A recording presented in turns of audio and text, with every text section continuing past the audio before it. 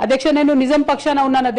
అధ్యక్ష నేను నైతికత పక్షాన ఉన్నాను అధ్యక్ష నేనేమి తప్పు చేయకుండా పార్టీలో కొంతమంది కక్షగట్టి మహిళా నాయకత్వం ఎదగకుండా పార్టీలో కొంతమంది కక్షగట్టి అధ్యక్ష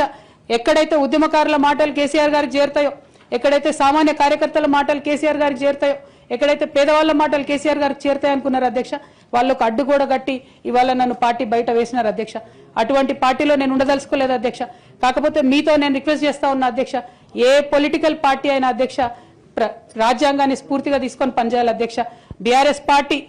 ఆ స్ఫూర్తితో లేదు అధ్యక్ష కాబట్టి నేను ఈ రాష్ట్రంలో మహిళలకు కొంత ఇన్స్పిరేషన్ ఇవ్వడానికి అధ్యక్ష ప్రజలకు ఓవరాల్ గా సేవ చేయడానికి అధ్యక్ష ఇప్పుడు కాంగ్రెస్ పార్టీ చేస్తున్న విధానాలకు ప్రధాన ప్రతిపక్షం అధ్యక్ష ఇవాళ లేనేలేదు హౌస్ లో నిన్న మొన్న అసెంబ్లీ నడిచింది అక్కడ లేనేలేదు అధ్యక్ష ఆ యొక్క గ్యాప్ ని ఫిల్ఫిల్ చేయడానికి అధ్యక్ష నేను ఇవాళ ఒక వ్యక్తిగా ఈ హౌస్ లకి వెళ్ళిపోతున్నా అధ్యక్ష కానీ నేను ఒక శక్తిగా ఫ్యూచర్ లో చట్టసభలకు తిరిగి వస్తా అధ్యక్ష డెఫినెట్ గా ఒక పొలిటికల్ సిస్టమ్ ని క్రియేట్ చేస్తా అధ్యక్ష ఈ స్టేట్ లో చేసి ఖచ్చితంగా ఒక శక్తిగా నేను తిరిగి వస్తాను అధ్యక్ష